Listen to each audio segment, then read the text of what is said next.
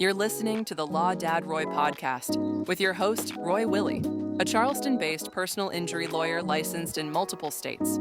From courtrooms to the coast, Roy brings you legal insights, real stories, and honest conversations that matter. So welcome everyone back to the Law Dad Roy podcast. We are so glad that you are joining us today. We have an exciting guest, Deion Smith with Active Gamer Fitness. Deion is a personal trainer and fitness advocate, also a coach. And so we are going to spend some time getting to know him and hopefully improving all of our outlook on what fitness can do for us in our daily lives. So Deion, welcome to the podcast. Oh, thank you. It's my pleasure to be here. I was looking forward to this all day. So yeah, this is awesome. So tell everybody a little bit about you, about your story. Oh, well, we might need a little bit more than 30 minutes to tell that story, right? No, yeah, my story kicked off. I was a professional gamer for a while, and when I was a young kid, I played at the age of 14. But when I was going to all these tournaments, I saw a lot of people eating things like McDonald's, eating unhealthy, and being a little bit like overweight, and even myself too. I was, packing on the pounds. So Yeah. I noticed that my health was kind of deteriorating a little bit. And when I went to college, I got into my degree of health promotion and wellness management while I was still, playing games competitively. And then one day it kind of clicked. I'm like, I gotta help these people.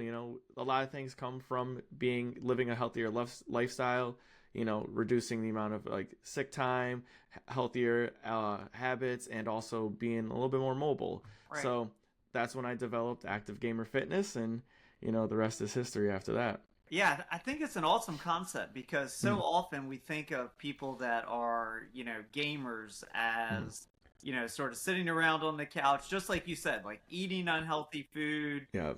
Just kind of munching along and snacking, as they play these games. But as gaming and esports have kind of taken off, it's become, a very competitive environment. And I mean, if you could just explain a little bit, for folks listening who don't quite understand what esports means and what, this new gaming environment, is. It's come a long way from like when I was a kid and we had, Nintendo and Duck Hunter with like Yeah. a little orange gun that sometimes shot the duck and sometimes didn't. I mean, it's a whole new world out there. So tell us a little bit about, your background in esports and what that means. What is it?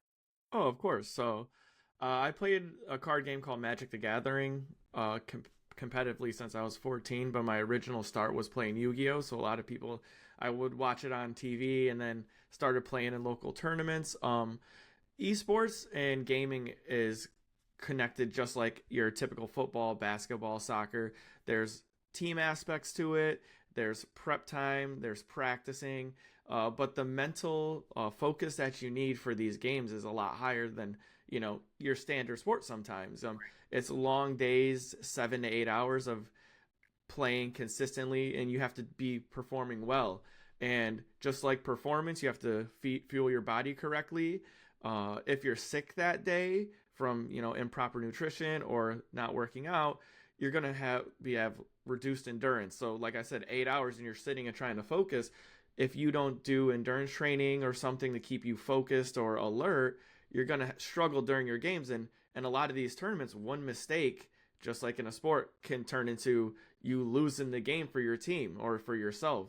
Right. So I've tried to connect those aspects because the things that people don't really connect with gaming is because you're not really moving, but you're still burning calories. Right. You're still active, and you're still using that, like I said, that mental focus to kind of push you through or propel you through that day. And being underhydrated, not having enough calories in the day, you're gonna lose focus and miss out on your opportunity possibly to be a champion. So yeah, absolutely. And I think what people, the kind of mental shift that people don't realize is when we're talking about esports, I mean, this is not just, kids and young adults like on their couch anymore. Like this is a real competitive environment. I was looking up, some of these tournaments just in terms of like the number of spectators that they get.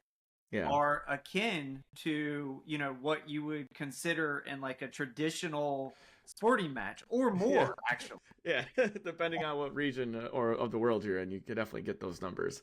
Yeah, I mean, it's really unbelievable. Like to Mhm. me, at least, like people are actually going to like traditional sports arenas to watch esport competitions. Like that Yeah. is how big it has become. And obviously, as the population has continued to grow and traditional sporting fields become more in demand and that sort of Mhm. thing, it's become a really good outlet for kids and young adults to be able to exercise that competitive muscle, to use their brain, all the things Yeah. you're talking about, to really get after it. Yeah, for sure. It definitely allows your non-traditional athlete, I always say, to find their competitive spirit and play for something bigger than themselves. Right. In high schools, there's about 20% to 25% of students who play a sport, so that leaves the other 75 to 80% of the student body who've all played a video game once in their life. So it's even a bigger pool to Right. pull from.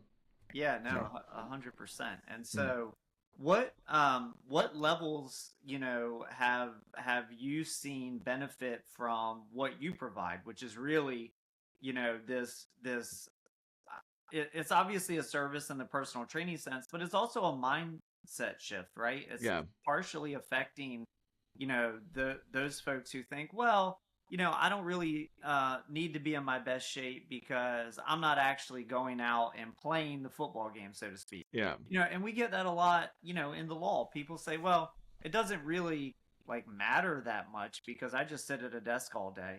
And I think what you have shown is that the opposite is actually true. The better physical shape you're in, the better you will perform at, whatever you're doing. So tell us a little bit about that, just in terms of like what levels you have seen the impact, at, and how that's gone. So as like I said, a pro player myself, I've seen the benefits at the highest level.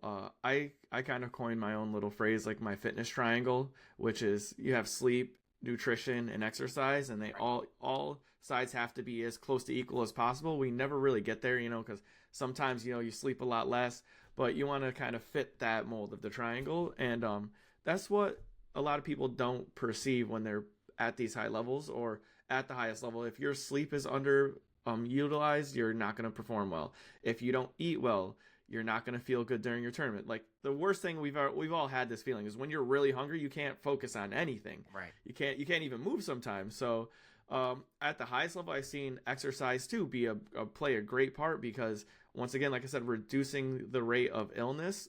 A lot of people don't recognize that having a stronger, healthy body with more muscle mass reduces people's rate of getting sick. And when you're not sick sitting in a chair, it's still going to affect, you're going to play better than the person who's there over on the other side, maybe having some trouble breathing, other health complications that come from lack of exercise, like diabetes, things like that. So it's kind of really hits home when you start to do it and you start to see the effects of like, oh, my back doesn't hurt while I'm sitting here because I have good posture now because I've worked out more often. It's like, oh, my feet aren't tingling because I have good muscle mass and good blood flow throughout my body. And then those things kind of build up. And then next thing you know, when you're at that next level, you can perform better.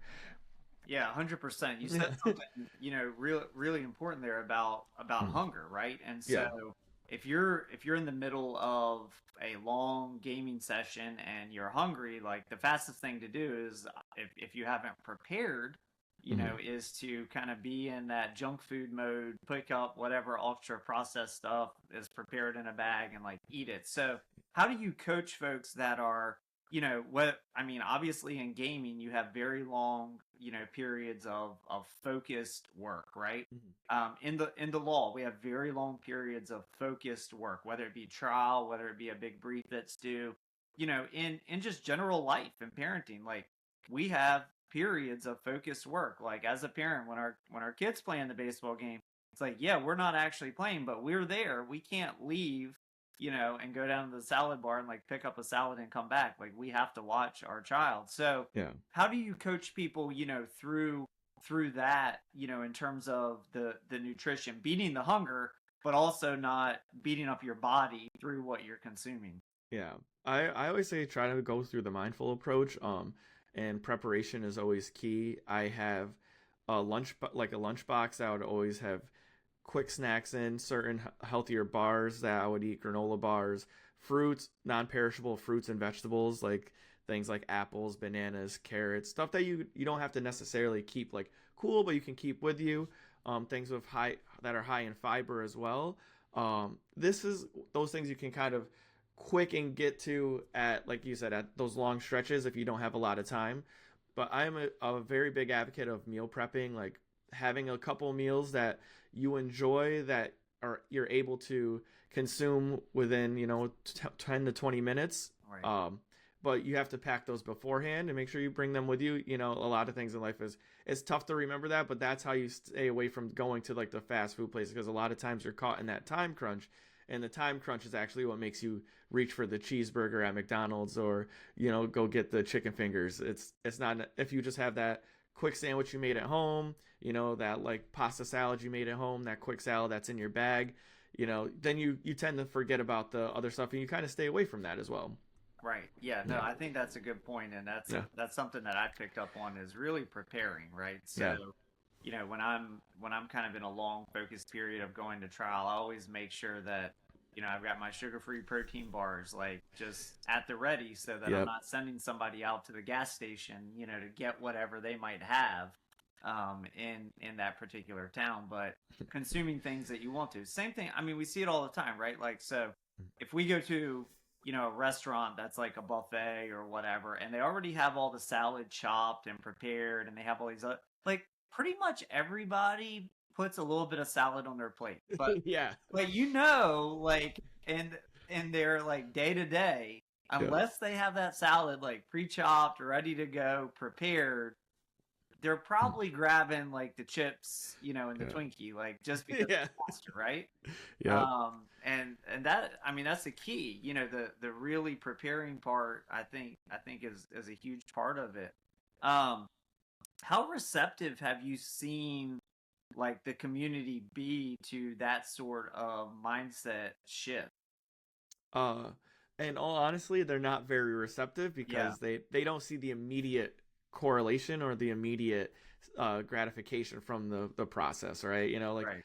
And that's kind of how it is in most things in life and fitness. You don't see the benefit until you need to, until you fall down and you can't stand up, and you're like, wow, like I can't do a push-up right now, like I need help. Or you go to try to play baseball or run with your child during their games, and all of a sudden you're like, my heart's pounding like a little too hard, am I having a heart attack? And then that usually it usually is what sets it in motion. So as far as like when the gamer aspect, they only see the practice as the thing that benefits them, but just like anything, there's more underneath the iceberg than just the tip, right? So we have to do the things that prepare us to be great, or just be healthier, that kind of like they don't see right away. And the way I kind of mirror it to them or show them is like, hey, if you could choose to be healthy, do you think you'll do better? And they're like, oh, of course. Well, then why not take the steps to get there? You kind of give them the ultimatum, like, would you rather be sick today or not sick? And they're like, oh, okay. Would you rather be stronger today or not stronger today? And you're like, oh, well, yeah, I guess when you put it like that, like, it makes more sense. So yeah, it's really a series of small decisions made every day that compound, like any other greatness, right? Like it's just a fact. And obviously, you are in shape. You have thank you practice what you preach and all that sort of stuff. I looked at your Instagram and your LinkedIn, and you are spreading this good news of health and wellness, in a community that really typically has not been reached by it. But how do you deliver, your services? Is it mostly on site? Is it virtual coaching and training, or, what are you primarily offering? My primary mode is in-person personal training. I think that the obligation of like me being there really benefits people. I have done virtual as well. Like during COVID, I had to do virtually. And so I've done a mix, but my primary role is an on-site personal trainer for my clients. Yeah. And you find that works just from an accountability standpoint tends to be better? Yeah, it gets a lot of times like everyone's done it. They've gotten equipment they bought for their house. It sits in the corner. Yeah. But when someone pays for the service, when they have to show up, and that's like something that they make important in their life, and it's away from their home where they can't, do a couple sets and be like, oh wait, I got to sweep up my kitchen real quick, Right. and then I spilled now my coffee like I did right yeah. before we went on. I was like, Yeah. "Take a break, sorry." Yeah, exactly like that. So it makes it more of a treat as well. It's something special that they can hold and look forward to. It's like nothing else matters. I'm going to be in this location. I could spill water on the floor. I cannot pick up my weights. Like I just go, I do my thing, and then I can go home. But for this hour, this time that we have right now, this is dedicated to my fitness, to my health. Yeah. And so that's kind of why I've kind of moved more towards that. Yeah, and have you seen with the people that you have worked with, Mhm. a improvement or a change in their end outcome in terms of, their actual gaming and their life in general? Yeah, most definitely. So I train all different types of people, Right. everyone ranging from, 15 all the way up to 60, my oldest clients, from injuries to sport specific training and athletes. Yeah, as far as like their improvement, it starts with their mental shift of that they can actually do it. Right. And then there will be a moment in their life where they notice that their strength correlated to something that they've never done before. Like they're like, oh, I never expected, like I never could put my luggage into the overhead compartment on an airplane. I always had to ask for help. Right. Now I just threw it up there. I feel so much better about myself. Or like they were sitting in a tournament. They're like, around round 2 or 3, my back would hurt so bad. I would have to take like some Advil or ibuprofen or something. And I would be taking pills all day for like to try to mitigate the pain. Like now I don't feel any pain. I'm pain free, and you're like, there you go. Like, Yeah. but you wouldn't have noticed that, because like sometimes it starts, you go from you felt it around 2, then you feel it around 4, and then next thing you know, you feel it around 8, and then you don't feel it at all. Right. And and the first 2 steps, it's like, oh, round 4 is just a little bit different, but once you get to that 8th round, you're like, oh, like this made a big difference. It's something I don't have to think about today. Yeah, and so how important in what you do is documentation. Like, when people come in, I would imagine like, you obviously start with a conversation like, what are you hoping to get out of this and that sort of thing. Yeah. How important is that in the documentation of that so that you can track kind of what they're doing? It's the probably the most important thing, because it adds value not only to them but also a reference point for me. So like with any client that I'm starting with, I ask them to give them a par Q, make sure that they're healthy enough to train with me. Give them a questionnaire of things that I want to know, like how much do they eat, what's their water intake, do they drink caffeine, are they on any medications that might affect exercise, just things to make sure that I can get a full grasp of what they need. We set aside time to like create a goal, and then when it comes to the implementation and the documentation of their workouts specifically, the value they get of seeing when they did 1 push-up on their knees because they couldn't do 1 to they could do 20 in a row, or even the smaller things like they used to use the 10-pound dumbbells, now they're using the 20. It allows them to see it on a piece of paper or tangibly have something to track their progress, but also for me to help develop and push them each workout. You never want to do 10 pounds the first day you come train with someone, and then 6 months later you're still doing 10 pounds because there's no improvement. It allows me to like gauge, figure out where they're at, and also adjust and be flexible as we go through the workout. If I notice that today they're not doing the 10-pound dumbbells, we might have to drop down to 8. And then I ask them, hey, like, has anything gone on today? Like, for the past 2 weeks you've been doing 10. Why is today we should have been at 15? It's like, oh, well, I'm not feeling very good today. I'm sick. And then you can have that conversation. Oh, all right. Like, we need to adjust some more, or like they might have hurt themselves. You're like, okay, now we can take this workout out and switch it up. So it allows you to have a reference point to during the workouts. Yeah. So, when someone comes in, whether it's, after an injury or just, in general, they say, I want to get in shape. Yeah. Obviously, they communicate what their goals are, whether that's, getting back to where they were pre-accident and pre-injury, or whether that's, I want to stop having to take Advil during an 8-hour tournament. Yeah. Like, where do you start, like, with in terms of the training? Like, obviously, if you mentioned you can't do a push-up or whatever, like, well, that's like an upper body issue, but it's probably also a core issue. Like, it all kind of interrelates.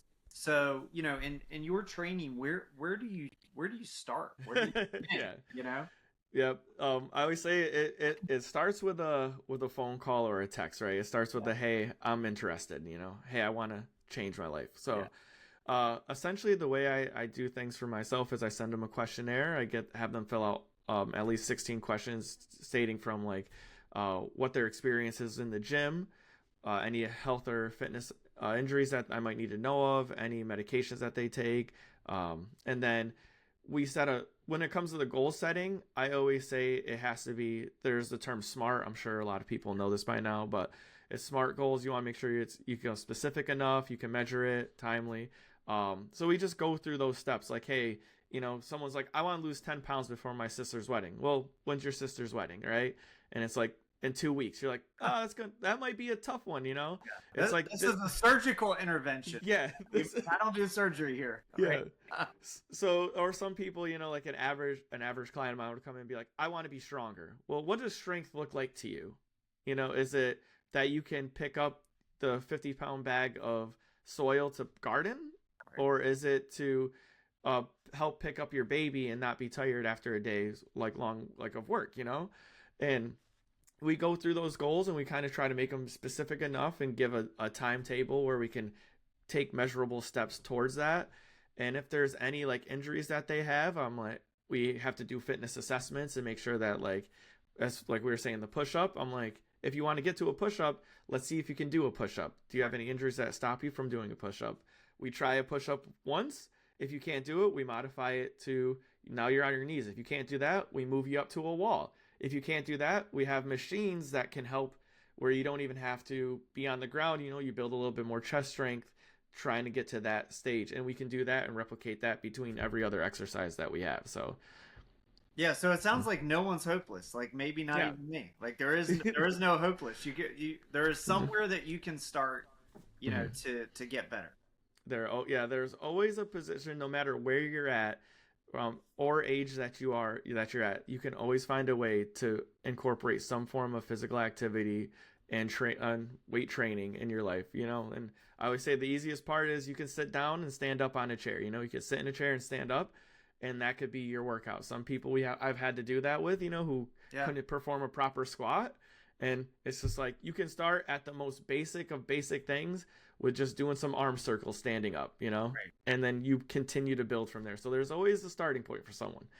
Yeah, it's like, we're in football season right now, and I think people that, have never played football or really been around football, everyone assumes that, the hardest part of football is getting hit by the other person. And that is a hard part of it, right? Obviously getting tackled, whatever. But actually the most difficult part of football is just getting back up, right? Because in every game, you are literally falling down, whether someone touches you or not, and getting back up over 100 times. Every single play, you're falling down, you're getting up, you're falling down, you're getting up. So what I always tell people that, just challenge yourself and be in an hour, just fall down 50 times and get up. That is actually exercise, Yeah. It is actually exercise. You don't need, a Bowflex or a Peloton or, whatever the latest $5,000 treadmill is. Anyone can fall down and get back up, right? Yeah, 50 times you do. Yeah. How much of what you're doing, with people is is machine based versus free weight based versus just kind of their own body weight and resistance type stuff? So that's very much client dependent and goal dependent. So that's something we work with people a lot. It's depending on how they want to approach it, So for me, it's do they feel comfortable using free weights? If they are strong enough to use free weights, but they have an internal scarcity about using it, or they're afraid to use it, then like a fear of free weights, you can be like, all right, we'll just use machines. You get the same benefits as long as we're doing some form of activity. Like if some people have no upper body strength, or they can't do the push-ups, or they're an athlete who's looking to do some more stuff, or they're trying to develop things that they can do outside of the gym, I always try to mirror my workouts as something you can do if I'm not there. My goal has always been, as a trainer, is that I want you to one day say, Deion, I don't need you anymore. Right. Because at that point, I know we've done everything we needed to, and I know everyone's not going to stick around with me forever. But if they do, I'm happy. But if they don't, I know that they have the tools in their toolbox to continue a healthy lifestyle. So it's dependent on if they have any injuries, if they're comfortable with free weights, if they're not, if they want to work on push-ups, if they want to master their body weight more often. It's so much dependent on what the client, and I try to tailor it to them. So. Yeah, and so transitioning a little bit, I mean, a large part, obviously, of what you do, I know you've had some experience also in, what I would call more traditional coaching. Yeah.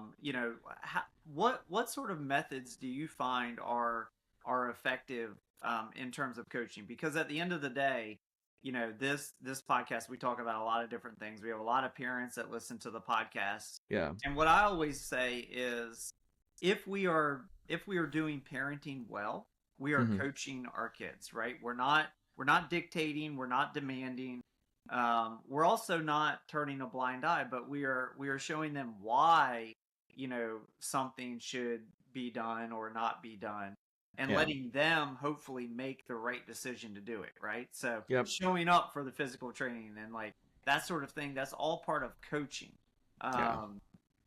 What sort of things do you use, and do you find that are effective in your coaching life? It's kind of funny because trainers always use this term that we're just therapists for the most part, but from a coaching aspect of it, it falls to, like you said, you got to kind of let people find the path for themselves while you're guiding them safely. And you also have to be their mentor. And a lot of individuals who come into to train with me, there's something that they feel self-conscious about. That's always the start, they're like, hey, I don't feel good enough. I don't feel strong. Like something has happened in their life where they feel a little bit more self-conscious, like an example I used earlier in the episode was, I can't play with my kids anymore. I want to play with them, and I'm 50 years old. I should be healthy, right? And essentially you're trying to build their self-esteem, their confidence. And as a coach, you push them, sometimes you do have to be hard, and you have to say, hey, stop talking and do 10 more, and they're like, I can't. And you're like, you're telling yourself you can't. I know you can. We're not leaving this floor until you do 10 more. And then they're like, man, I didn't think I needed that. Or sometimes they're pushing themselves. You're like, hey, you need to take a breath. You're working really hard right now. You're doing a great job. You're overworked today. I know it. I know you had a long day at work. You had to carry your stuff all the way up and downstairs twice a day. You had to do your landscaping. Let's just take a moment. We'll do a light workout. And we did something today. Not every workout has to be where you're falling on the floor gasping for air. A lot of people want that. So you have to really assess that person's soul, who they are as a person, and see how you can, affect them and how you can help them and push them along as a team. And my motto is, as a trainer, I always say we're a team. I'm not your coach. I am your coach, but at the end of the day, we're a team. We have to work together, because without you, there's no me, and without me, there's no training right now. So we got to do this together. Yeah, and you said something I think is really important, and it's important in terms of workouts, but it's also important just in terms of life in general. And that's really the consistency of showing up, right? Yes. So a lot of people, I had a hard, there's 1,000 excuses, and any intelligent person can rationalize just about anything. So we can say, oh, I had that hard day at work, and actually I carried these boxes up and down the stairs, so I already did my workout. I don't need to go today, right? Yeah. Or, I ate really healthy, for the last 3 days. So, one, Philly cheesesteak double with, fries or soda, that's not going to hurt, that fat. So, there's always the ability to, rationalize whatever it is. But what I've always found is that like real success comes from consistency, and it doesn't mean necessarily that, to your point, you have to do the same exact workout every day and you have to be like falling down on the floor. Like there are days for that, right? There's days for pushing the limit, being totally exhausted. But a lot of it is just like showing up when you don't want to and getting through, that mental block. And so how do you work with people, through that to really communicate the importance of consistency, even if, we're not going to go at the same level today that we did yesterday? Yeah, no, I tend to try to be more empathetic and allow them to kind of feel that I'm there with them. And I always say this to my clients when they start to complain or say something like, oh, like I didn't really feel like it today. I'm like, but you walk through the door, right? And it's the mental shift of not everything has to be done at 100% as long as you're doing something, right? And they'll say that like, oh, I ate so terribly this weekend. I'm like, but today you didn't. Today you did well, so like let's continue to do that enough times. Like one day will turn into zero soon, but as long as we continue to stay at it, and you just kind of have to give them that positive reinforcement. A lot of people in their heart feel they're not good enough, like society, Instagram, things will kind of like push you into a way that a lot of stuff is coming up that you're not good enough, and it's like, hey, at one point in your life, you wouldn't even have thought of doing a push-up today. You wouldn't even thought of doing a squat. You would have never thought of not going to fast food. You would have just done your normal stuff. So one day was better than you were 6 months ago, 2 days is better than you were 5 months ago. And then eventually you'll get to that point. So it's a positive reinforcement that they are good enough, they are doing well, and that they can continue to do well, and that they have a support system in me and their friends and family, hopefully too. But, in me, that I believe that you can do good. You can achieve your goals that we set. Yeah, I think that's so important, achieving the small wins and celebrating the small wins and really using those to build, because, no one gets the whole way, in a day or in 2 weeks, even when we're talking about just 10 pounds. Like, those sort of things take time and compounding over time. And I think, it's really important what you said there. So, obviously we're coming to the end here. We will put your contact information in the post, but for the people that are just listening, if they want to learn more about Deion Smith and active gamer training, or how do they reach out to you? So thankfully I'm branded everywhere. So if you want to reach out to me, you can find me on Instagram, Facebook, Active Gamer Fitness. My website is activegamerfitness.com. So whichever one's the easiest for you, DM me on, like I said, Instagram, Facebook, or send me a message on my website. Great. Well, thanks so much, Deion, and thanks everybody for listening today. If you don't mind, go down and give us a rating. It really helps with the algorithm out there. So that's our consistency. We're going to ask for that every single time. Really appreciate your time today, Deion, and enjoyed the conversation. Thanks for coming on the Law Dad Roy podcast. No problem. Thank you for having me.